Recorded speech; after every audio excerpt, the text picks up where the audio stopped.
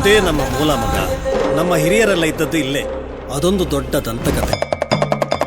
ಗುರು ಅಂತ ಅಂದ್ರೆ ಅರಿವು, ಈಶ್ವರ ಅಂತ ಅಂದ್ರೆ ಸತ್ಯ. ಗುರುಮೂರ್ತೀಶ್ವರ ಮತ್ತು ಅಂಕಮ್ಮನವರ ರೂಪದಲ್ಲಿ ಪಾರ್ವತಿ ಪರಮೇಶ್ವರರು ಇಬ್ರು ಸಹ ನೆಲೆಯಾಗಿರುವಂತ ಶ್ರೀ ಮಾದಾಪುರ ಕ್ಷೇತ್ರದ ಬಗ್ಗೆ ಇವತ್ತು ನಾನು ವಿಡಿಯೋ ಮಾಡ್ತಾ ಇದ್ದೀನಿ. ಆ ಎಲ್ಲ ಗಣಗಳು ಬಂದು ನೆಲೆಸಿದ್ದು ಈ ಪುಣ್ಯ ಮಣ್ಣಿನಲ್ಲಿ.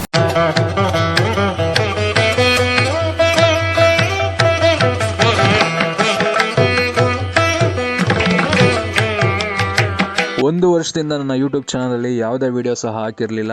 ಅದಕ್ಕೆ ನಮ್ಮ ಮನೆ ದೇವರಾದಂಥ ಶ್ರೀ ಶ್ರೀ ಗುರುಮೂರ್ತೀಶ್ವರ ಸ್ವಾಮಿ ಪಾದಕ್ಕೆ ಈ ವಿಡಿಯೋನ ಅರ್ಪಿಸ್ತಾ ಇಲ್ಲಿಂದ ನನ್ನ ಯೂಟ್ಯೂಬ್ನ ಮತ್ತೆ ಸ್ಟಾರ್ಟ್ ಮಾಡ್ತಾ ಇದ್ದೀನಿ.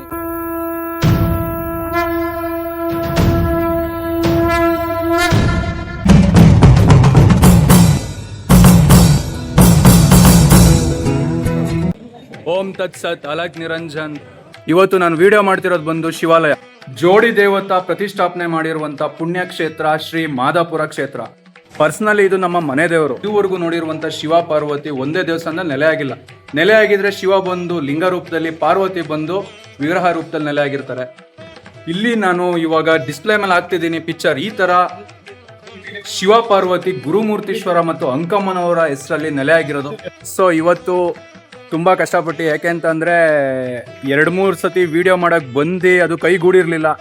ಸೊ ಇವತ್ತು ಇಲ್ಲಿ ಮೃತ್ಯುಂಜಯ ಹೋಮ ನಡೆಯೋ ದಿನ, ಒಳ್ಳೆ ದಿನನೇ ಬಂದು ವಿಡಿಯೋ ಮಾಡ್ತಾ ಇದ್ದೀನಿ. ಈ ಕ್ಷೇತ್ರ ಬಂದು ಸಾವಿರಾರು ವರ್ಷದ ಇತಿಹಾಸ ಇದೆ. ಚನ್ನಪಟ್ಟಣ ತಾಲೂಕು, ಬೆಂಗಳೂರು ದಕ್ಷಿಣ ಜಿಲ್ಲೆಯ ಪ್ರತಿಷ್ಠಿತ ಗ್ರಾಮ ಮಾದಾಪುರ. ಮಾದಾಪುರ ಅನ್ನೋದು ಒಂದು ಪುಟ್ಟ ಹಳ್ಳಿ. ಇಲ್ಲಿನ ಜನಗಳ ಜೀವನದ ಮೂಲಾಧಾರನೇ ವ್ಯವಸಾಯ ಮತ್ತೆ ಸಣ್ಣ ಪುಟ್ಟ ವ್ಯಾಪಾರ. ಮೂಲತಃ ಈ ದೇವಸ್ಥಾನ ಬಂದು ಹುಲ್ಲಿನ ಮನೆದು ಅದಿ ತೆಗೆದು ಕಟ್ಟಡ ಶುರು ಮಾಡಬೇಕಾದ್ರೆ, ಆ ಕಾರ್ಯದಲ್ಲಿ ಕಟ್ಟಡಕ್ಕೆ ತಳದಿ ಹಾಕ್ಬೇಕಾದ್ರೆ ಈ ಹಿಂದೆ ಋಷಿಮುನಿಗಳು ಬಳಸ್ತಿದ್ದಂತ ಕಾವಿ, ಕಮಂಡಲ ಮತ್ತೆ ಅವರು ಭಂಗಿಸೆತ್ತಿದಂತ ಚಿಲುಮೆ ಎಲ್ಲಾನು ಸಿಗುತ್ತೆ.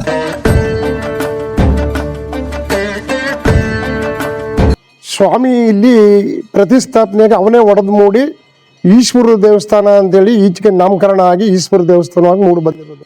ಈಶ್ವರ ದೇವರು ಇಲ್ಲಿ ಬಂದಿದ್ದು ಮಾತ್ರ ಅಲ್ಲ, ಇಲ್ಲೇ ನೆಲೆಸಿದ್ರು, ಈಗಲೂ ಸಹ ಇದ್ದಾರೆ.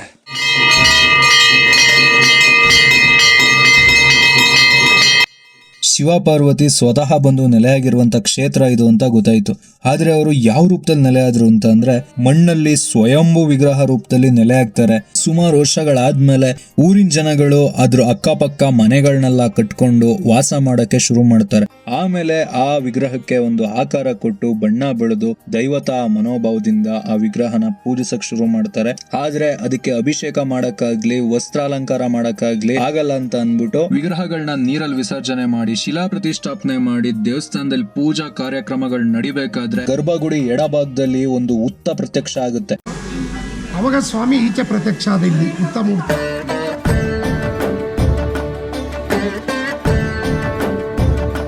ಅಂದಿನಿಂದ ಇಂದಿನವರೆಗೂ ಭಗವಂತ ಸರ್ಪ ರೂಪದಲ್ಲಿ ಸಂಚಾರ ಹೋಗ್ತಾರೆ ಅಂತ ಲಕ್ಷಾಂತರ ಭಕ್ತರ ಅಚಲವಾದ ನಂಬಿಕೆ ಮತ್ತು ಕ್ಷೇತ್ರದ ಸ್ಥಳ ಪುರಾಣ.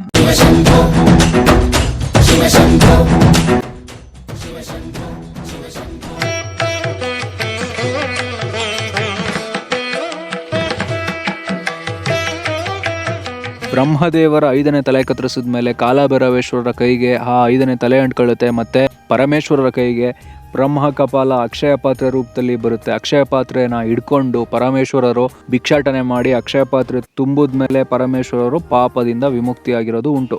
ಆ ಬ್ರಹ್ಮ ಕಪಾಲ ಪದ್ಧತಿ ಮಾದಾಪುರ ಗುರುಮೂರ್ತೀಶ್ವರ ದೇವಸ್ಥಾನದಲ್ಲಿ ಅನಾದಿ ಕಾಲದಿಂದನೂ ನಡ್ಕೊಂಡ್ ಬಂದಿರೋದು ಒಂದು ವಿಶೇಷತೆ. ನಾವು ಸಂಕ್ರಾಂತಿ ಹಬ್ಬದ ದಿವಸ ಸುತ್ತ 7 ಊರುಗಳ ಭಿಕ್ಷಾಟನೆ ಮಾಡಿ ಬರ್ತೀವಿ. ಭಿಕ್ಷಾಟನೆ ಮಾಡಿ ಬರೋ ತನಕ ನಮ್ಮ ಊರಿನಲ್ಲಿ ಯಾವ ಕಿಚ್ಚ ಇಕ್ಕಂಗಿಲ್ಲ, ಏನೇ ಮಾಡುವಂಗಿಲ್ಲ. ನಾವು ಊರಿಗೆ ಪ್ರವೇಶ ಮಾಡುತ್ತಲೇ ಸ್ವಾಮಿ ಇಲ್ಲಿ ಊರಿನಲ್ಲಿ ದನಗಳು ಕಿಚ್ಚಾಯಿಸೋದು. ಮಾದಾಪುರ ಕ್ಷೇತ್ರದಿಂದ ನಮ್ಮ ಪಯಣ ಹೊರಟಿದ್ದೇನೆ ಜಗದ್ಗುರುಗಳಾದ ಶ್ರೀ ರೇವಣಸಿದ್ದೇಶ್ವರರ ಬೆಟ್ಟಕ್ಕೆ.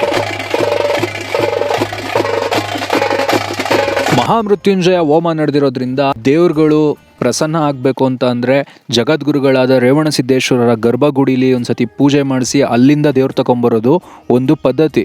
ಬೆಟ್ಟದಲ್ಲಿ ಇವಾಗ ನೀವೇನು ನೋಡ್ತಿದ್ದೀರ ದೃಶ್ಯ, ಪೂಜೆಯಿಂದ ಪವಿತ್ರವಾದ ಪೂಜಾ ವಿಗ್ರಹನ ತಗೊಂಬರ್ತಿರೋದು. ಯಾಕೆ ಅಂತ ಅಂದರೆ ಪೂಜೆ ಎತ್ಕೊಂಡು ಆ ಮೆಟ್ಲು ಹತ್ಕೊಂಡು ಹೋಗೋಕ್ಕಾಗಲ್ಲ.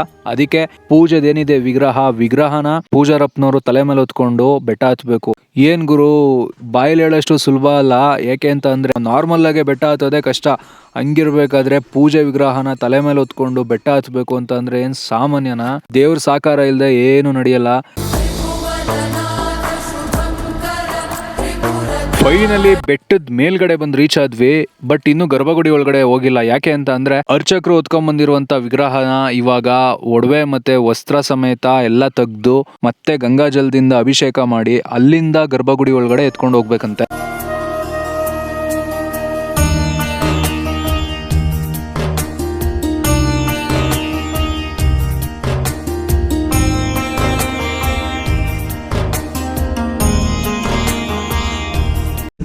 ಜಾವಡಿ ಬಾಯ್ ಕೈಲಿ ಕ್ಯಾಮ್ರಾ ಐತೆ. ಗೋಪ್ರೋ ಕ್ಯಾಮ್ರಾ ಆಗಲಿ ಮೊಬೈಲ್ ಆಗಲಿ ಗರ್ಭಗುಡಿ ಒಳಗಡೆ ಬಿಟ್ಟಿಲ್ಲ. ಆದರೆ ನಾನು ದೇವ್ರದ್ದು ವಿಡಿಯೋ ಮಾಡಲೇಬೇಕು ಅಂತ ಒಂದೇ ಮನಸ್ಸಿಂದ ಗರ್ಭಗುಡಿ ಒಳಗಡೆ ಕ್ಯಾಪ್ಚರ್ ಮಾಡ್ತಾ ಇದ್ದೀನಿ. ತಪ್ಪಾಗಿರೆ ದಯವಿಟ್ಟು ಕ್ಷಮಿಸಪ್ಪ ರೇವಣಸಿದ್ದೇಶ್ವರ. ಯಾರೇ ರೇವಣಸಿದ್ದೇಶ್ವರನ ದರ್ಶನ ಮಾಡ್ತಾ ಇದ್ದೀರಾ ಎಲ್ಲರಿಗೂ ಒಳ್ಳೇದಾಗ್ಲಿ.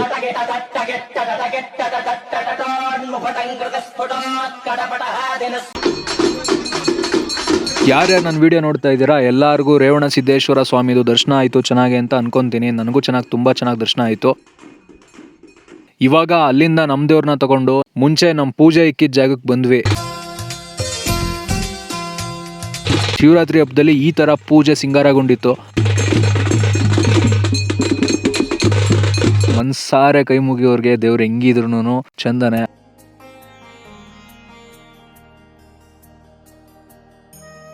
ಅಲಂಕಾರಗೊಂಡಿರುವಂತ ನಮ್ಮ ಶ್ರೀ ಅಂಕಮ್ಮನವ್ರನ್ನ ನೋಡಿದ್ರೆ ದೃಷ್ಟಿ ತೆಗಿಬೇಕು ಹಂಗೈತೆ ನಮ್ಮ ದೇವರು. ಇಲ್ಲಿಂದ ದೇವ್ರದ್ದು ಮೆರವಣಿಗೆ ಶುರು ಆಗುತ್ತೆ.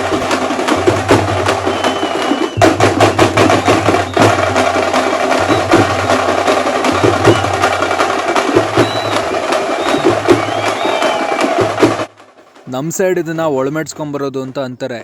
ಏನಪ್ಪ ಒಳಮೆಡ್ಸ್ಕೊಂಬರೋದು ಅಂತ ಅಂದರೆ ಇಲ್ಲಿಂದ ಹೂ ಒಂಬಾಳೆ ಸಮೇತ ಗುರುಮೂರ್ತೀಶ್ವರ ಅವರು ಬ್ರಹ್ಮ ಕಪಾಲ ರೂಪದಲ್ಲಿ, ಅಂಕಮ್ಮನವ್ರನ್ನ ಪೂಜೆ ಕುಣಿತದ ರೂಪದಲ್ಲಿ ಮತ್ತು ಮಹಾಲಕ್ಷ್ಮಿ ಅವ್ರನ್ನ ಕರಗದ ರೂಪದಲ್ಲಿ ಇಲ್ಲಿಂದ ಮೆರವಣಿಗೆ ಮಾಡ್ಕೊಂಡು ದೇವ್ರು ತಗೊಂಡು ಹೋಗಬೇಕು. ಯಾರು ಮಿಸ್ ಮಾಡ್ಕೋಬೇಡಿ, ತುಂಬ ಚೆನ್ನಾಗಿರುತ್ತೆ ಮೆರವಣಿಗೆ. ವಿಡಿಯೋನ ಕೊನೆವರೆಗೂ ನೋಡಿ. ಸ್ವಾಮಿ ಅಪ್ಪಣೆ ಸಿಕ್ಕಿದೆ, ಚಿಂತೆ ಮಾಡಬೇಡ, ಸರಿನಾ?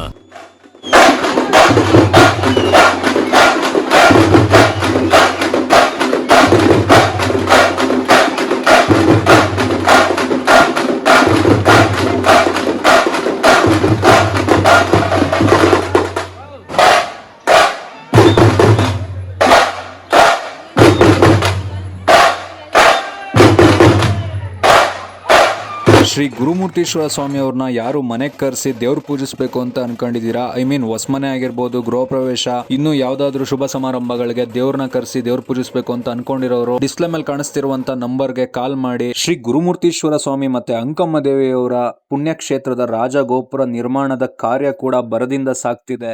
ಆಕ್ಚುಲ್ ಆಗಿ ಈ ದೇವ್ರು ಬಂದು ನಮ್ಮನೆ ದೇವ್ರೆ, ಬಟ್ ನಾವು ತುಂಬಾ ದೂರ ಇದೀವಿ, ದೇವಸ್ಥಾನಕ್ಕೆ ಬರೋಕ್ಕಾಗಿಲ್ಲ ಕಾರಣಾಂತರಗಳಿಂದ ಅಂತ ಯಾರ್ಯಾರು ಅನ್ಕೊಂಡಿದ್ದೀರಾ ಈ ವಿಡಿಯೋನ ನೋಡ್ತಿದ್ರೆ ಡಿಸ್ಪ್ಲೇ ಮೇಲೆ ಸ್ಕ್ಯಾನರ್ ಹಾಕಿದ್ದೀನಿ. ಈ ಸ್ಕ್ಯಾನರ್ ಬಂದು ಗುರುಮೂರ್ತೀಶ್ವರ ಮತ್ತೆ ಅಂಕಮ್ಮ ದೇವಿಯವರ ಟ್ರಸ್ಟ್ದು. ಯಾರ್ಯಾರು ಧನ ಸಹಾಯ ಮಾಡಬೇಕು ಅಂತ ಅನ್ಕೊಂಡಿದ್ದೀರಾ ಈ ಸ್ಕ್ಯಾನರ್ ಮುಖಾಂತರ ಸ್ಕ್ಯಾನ್ ಮಾಡಿ ಪೇ ಮಾಡಿ. ದೇವಸ್ಥಾನಕ್ಕೆ ಯಾವಾಗ ಬರ್ತೀರೋ ಅವಾಗ ರೆಸಿಪ್ಟ್ ತಗೊಳ್ಳಿ.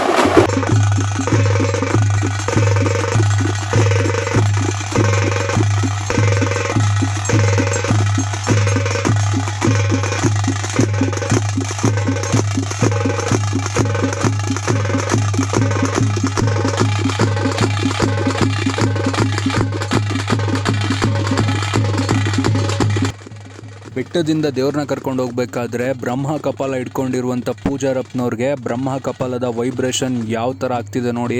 ಆಮೇಲೆ ಕರ್ಗ ಹೊತ್ಕೊಂಡಿರುವಂಥ ಪೂಜಾರಪ್ಪನವ್ರ ಮೈ ತುಂಬಿ ಮಹಾಲಕ್ಷ್ಮಿ ದೇವಿಯವರು ಸಹ ಬಂದರು.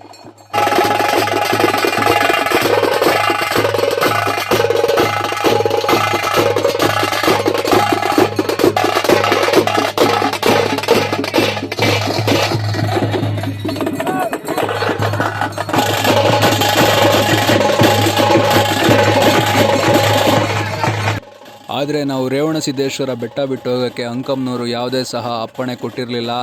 ಆಮೇಲೆ ಎಷ್ಟೋ ಹೊತ್ತಾದ್ಮೇಲೆ ಪೂಜೆ ಪಾಸಿಟಿವ್ ರಿಯಾಕ್ಷನ್ ಕೊಡೋಕ್ಕೆ ಶುರು ಆಯಿತು. ಅದು ಯಾವ ಥರ ಅಂತ ಅಂದರೆ, ಆ ಪೂಜೆ ಕುಣಿಸ್ತಿರೋರು ಪೂಜೆನ ಇಟ್ಕೊಳ್ಳೋಕ್ಕೂ ಸಹ ಆಗ್ತಾಯಿಲ್ಲ, ಅಷ್ಟೊಂದು ಪಾಸಿಟಿವ್ ರಿಯಾಕ್ಷನ್ನ ಶ್ರೀ ಅಂಕಮ್ಮ ದೇವಿಯವರು ಕೊಟ್ಟರು. ಅಲ್ಲಿಂದ ಹೊರಡೋಕ್ಕೆ ಅಪ್ಪಣೆ ಸಿಕ್ತು.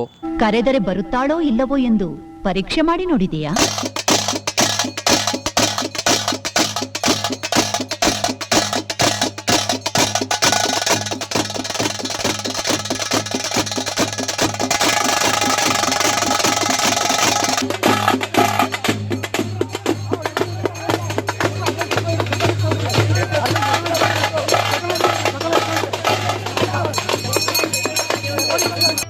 ಸೊ ಈ ಥರ ಇತ್ತು ನಮ್ಮ ಮನೆ ದೇವರಾದ ಗುರುಮೂರ್ತೀಶ್ವರ ಮತ್ತು ತಾಯಿ ಅಂಕಮ್ಮನವರ ದರ್ಶನ. ಎಲ್ಲರಿಗೂ ಚೆನ್ನಾಗಿ ದರ್ಶನ ಆಯಿತು ಅಂತ ಅನ್ಕೊತೀನಿ. ನೆಕ್ಸ್ಟ್ ವಿಡಿಯೋದಲ್ಲಿ ಆದಷ್ಟು ಬೇಗ ಸಿಗೋಣ. Signing off from your Pammu Kshatriya.